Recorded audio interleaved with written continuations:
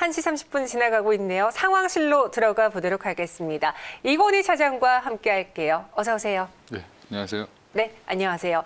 오늘 옷장 SOS는 딱 두 가지 분류로 한번 나눠봤습니다. 뭐 테마주 안에서 정치 테마주 오늘 좀 핫하니까 저희가 안철수 테마주로 첫 번째 상황실 들어가 보도록 하죠. 써니전자입니다. 이제 안철수 테마는 오늘 오를 것으로 모두들 예상하셨을 거예요. 주말에 나온 뉴스가 있잖아요. 이 대선을 포기하고 서울시장 출마 선언을 했는데 오늘 안철수 테마주 어떤 것들이 움직였을까요?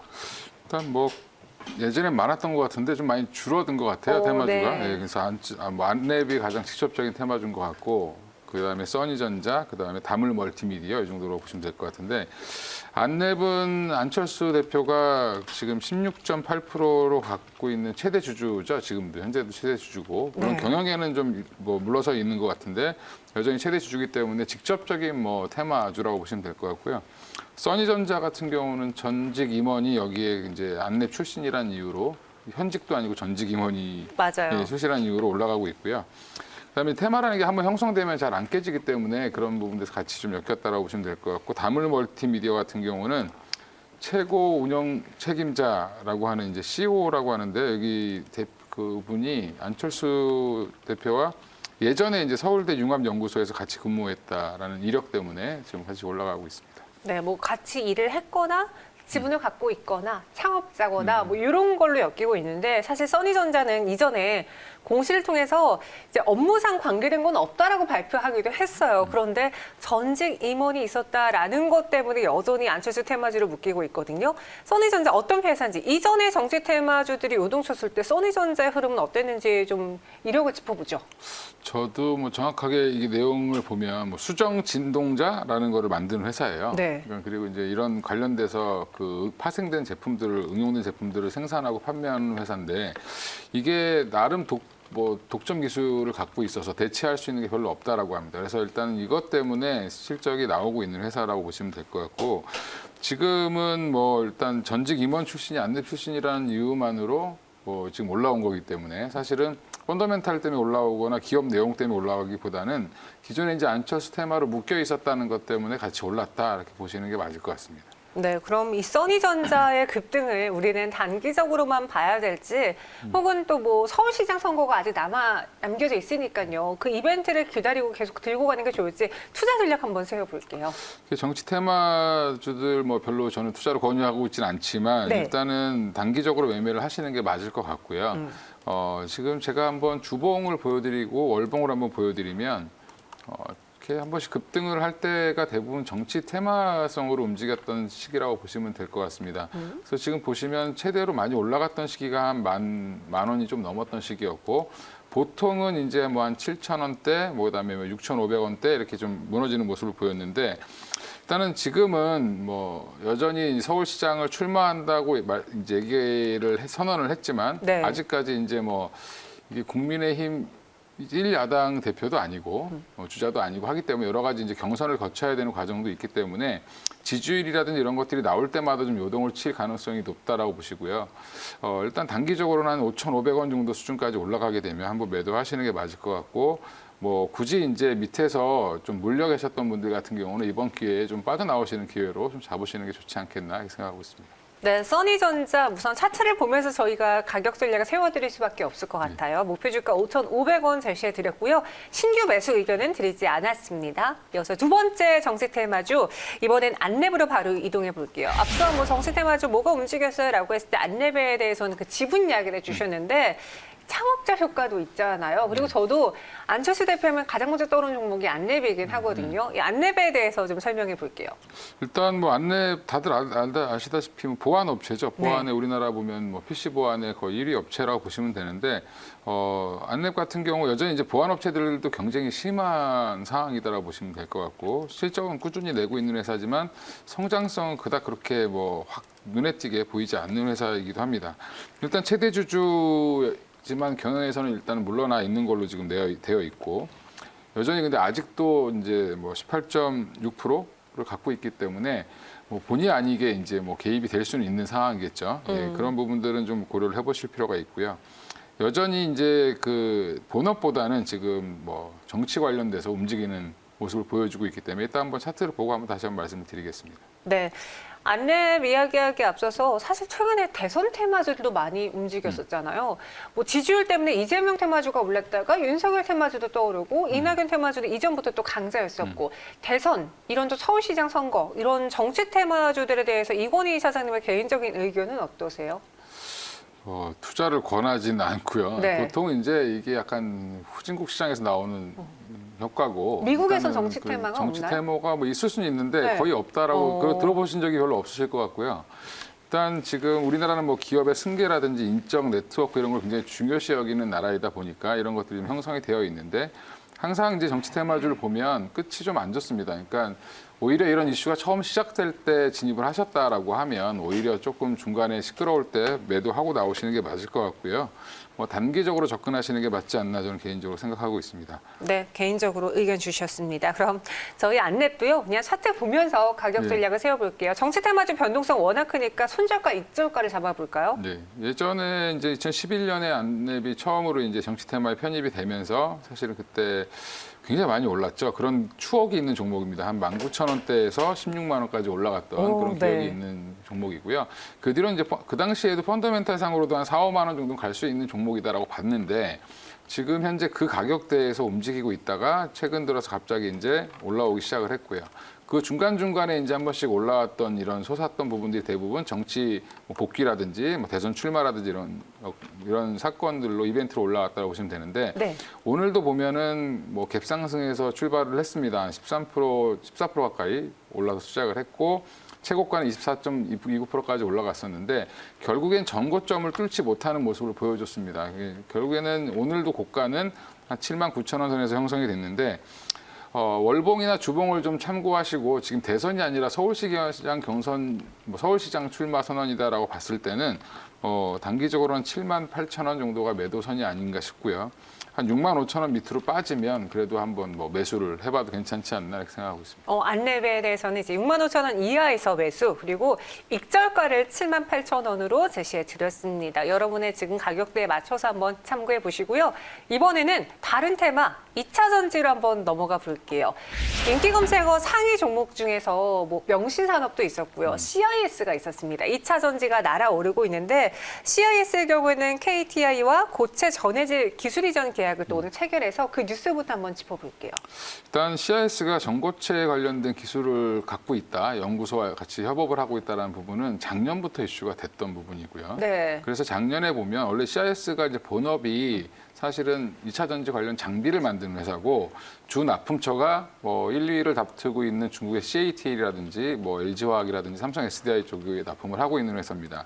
그래서 수주 잔고가 굉장히 많아서 실적으로 올해 여름에 이제 큰 폭의 상승을 했다가 가격 조정이 좀 심하게 들어왔었는데 지금 다시 한번 전고체 이슈로 좀 올라오고 있는 모습이다라고 보시면 될 것 같고요. 내용은 일단은 전고체 전지 핵심 소재인 뭐 황화물계 고체 전해질 뭐 이런 것들이 이제 대기에서 좀 폭발을 잘 하는데 이런 거 대기의 안정성을 개선하면서 이온의 전도도를 높이는 기술을 이전했다 이런 얘기인데 말이 좀 어렵죠. 그러니까 한마디로 생산 좀 쉽게 말씀을 드리면 전고체 배터리를 만들 때 생산 공정을 좀 더 효율적으로 만들 수 있는 위험을 좀 줄일 수 있는 방법을 기술 이전했다라는 부분에서 CIS가 앞으로 전고체 개발에 좀 주도를 할 수 있다라는 부분으로 좀 해석하시면 괜찮을 것 같습니다. 네, CIS 최근 2차 전지주들이 뭐 전체적으로 강세를 보였는데 특징을 보면은 음극재보다는 양극화 물질을 또 다루는 회사들이 먼저 뛰어 올랐었거든요. 최근 2차 전지주 내에서 가장 핫한 키워드 혹은 뭐 특징들이 있다면요? 일단은 2차 전지에서 핫한 키워드는 여전히 소재라고 보시면 될 것 같고요. 네. 지난번에도 말씀드렸는데 셋업체들의 주가가 먼저 가고 지금 좀 쉬고 있는 상황에서 좀 중소형주가 많이 포진되어 있는 이제 뭐 소재 업체들이 좀 가고 있는데 그 중에서도 양극화 물질을 하고 있는 업체들이 좀 더 주가가 좋은 이유는 결국에는 그 소재 내에서도 양극화 물질이 차지하고 있는 가격 비중이 높기 때문에 그러면 그만큼 매출이라든지 뭐 영업이익이라든지 이런 것들이 높게 나타날 수 있다라고 보고 양극화 물질 쪽에 좀 많이 좀 응급칼부실보다는 좋은 모습을 보여주고 있고 동박보다도 좀 좋은 모습을 보여주고 있는 상황이다라고 보시면 될 것 같고 네. 그 외에도 이제 첨가제 관련돼서 이제 배터리 성능을 높여줄 수 있는 첨가제 관련 종목들도 좀 움직이고 있는데 그런 종목들도 다시 좀 주목을 해보셔야 될 것 같습니다. 그래서 일단 그 전반적으로 큰 거는 내년에 이제 LG화학이나 뭐 SK이노베이션 같은 경우는 증설을 하겠다고 얘기를 했고 삼성 SDI는 아직 발표를 안 했지만 증설을 할 수밖에 없을 거로 예상을 하고 있기 때문에 그러면 결국에는 이제 배터리 3사가 증설을 하게 되면 네. 결국에 물량은 늘어날 수밖에 없는 구조라고 보시면 될 것 같고요. 그 외에 이제 다른 업체들이 진입을 한다 하더라도 소재는 검증된 업체를 써야 되기 때문에 우리나라 국내 중소업체들 중에서도 검증된 업체들이 주로 각광을 받을 수밖에 없다, 갖다 쓸 수밖에 없다라고 보고 지금 접근을 하시면 될 것 같습니다. 그래서 Q의 증가가 주가의 상승으로 이어진다라고 보시면 될 것 같습니다. 네, 2차 전지 캐파 증설에 따라서 전체적인 종목들 중에서 특히 또 소재가 주목을 받고 있고 아무나 사지 말고 기술력을 인증받은, 검증받은 종목으로 압축해 나가면 조금 더 수익률이 클 것이다 이야기해 주셨어요. 저희 유튜브 채팅방에 이제 테슬라가 S&P 500 상장되면 2차 전지주가 더 오를 수 있을까요? 라고도 질문 올려주셨는데 저희가 이 부분에 대해서는 잠시 후 집중 분석 시간에 조금 더 자세하게 다뤄드리도록 하겠습니다. 오늘 밤에 S&P 500에 입성되는데 우리 증시에도 영향을 미칠지는 잠시 후에 해결해 드리겠고요. 저희 CIS에 대한 가격 전략으로 정리해 볼게요. 지난번에 8월 10일경에 9,400원까지 올라가면서 사실 고점을 지금 주봉을 지금 보여드리고 있는데 거기까지 갔었다가 지금 조정을 좀 심하게 받았습니다. 그래서 한 6,000원 밑까지 깼다가 30% 넘게 조정을 받고 다시 올라오고 있는 모습인데 전고체 이슈뿐만 아니라 사실은 그 증설 과정에서 나올 수 있는 장비 수주 모멘텀까지 같이 본다라고 하면 충분히 더 상승 여력은 있을 걸로 보는데 단기에 급등했기 때문에 1차적으로 목표가는 한 10,000원 정도 전고점을 한번 뚫고 한번 조정을 받지 않겠나 싶고요. 그래서 일단 1차 목표가는 10,000원 정도를 보시고 접근하시면 괜찮을 것 같습니다. 네, 알겠습니다. 1차 목표 주가는 10,000원 제시해 드렸고요. CIS 2차 전지주가 날았습니다. 또 다른 종목으로는 우수 AMS를 한번 살펴볼게요. 지금의 주가 상승 조금 아쉬워요. 장중에 9% 상승 보였다가 현재는 8,900원 선에서 움직이고 있는데 두 가지 특징이 있어요. 테슬라 그리고 현대가 첫 번째, 테슬라 관련된 뉴스부터 팩트를 체크해 보자면 이제 부품 공급이란 이력이 눈에 띄는 거죠. 네. 근데 부품이라고 보면 네. 사실은 그닥 그렇게 크지 않고 저는 이제 테슬라 관련 부품 공급 회사들이 주가가 되게 모멘텀으로 좀 뜬다고 생각을 하는데 이슈로. 네. 왜냐하면 테슬라는 사실 그렇게 저가 전력을 취하고 있기 때문에 그닥 이렇게 영업이익에 도움은 되진 않을 걸로 보고 있습니다. 근데 일단 지금 테슬라 부품 공급업체로 예전에 한번 조금의 이력 때문에 좀 올라오는 모습인 것 같고요. 근데 최근에 이제 우수 AMS의 횡보를 좀 주목해 보실 필요가 있습니다. 최근에 이제 전기차 사업을 좀 관련해서 좀 횡보를 좀 넓히고 있는 중이고, 초소형 전기차 부품 사업을 확대하고 있는데, 그래서 이제 관련된 회사인 TMM이라는 그 회사를 2018년에 설립된 회사인데 이 회사를 인수를 했습니다. 그래서 인수하면서 오히려 전기차 부품을 좀 더 강하게 뛰어들려고 하는 모습이고 내용을 보면 초소형 전기차 위주라고 보시면 될 것 같고요. 근데 테슬라가 초소형 전기차는 만들지 않기 때문에 사실은 새로운 시장을 만들기 위해서 좀 접근하고 있다라고 보시는 게 맞을 것 같습니다. 그래서 테슬라 관련된 그 부품 납입 관련된 뉴스는 가능성이라고 보시면 될 것 같고 앞으로 좀 더 체크는 좀 더 해봐야 될 것 같습니다. 네, 알겠습니다. 우수 AMS에 대해서 이야기해 주셨고요. 두 번째, 현대가라는 키워드는 왜 있나 보니까 정대선 사장의 귀국으로 이 우수 AMS와 현대 BSNC 합병 본격화 기대를 받고 있어요.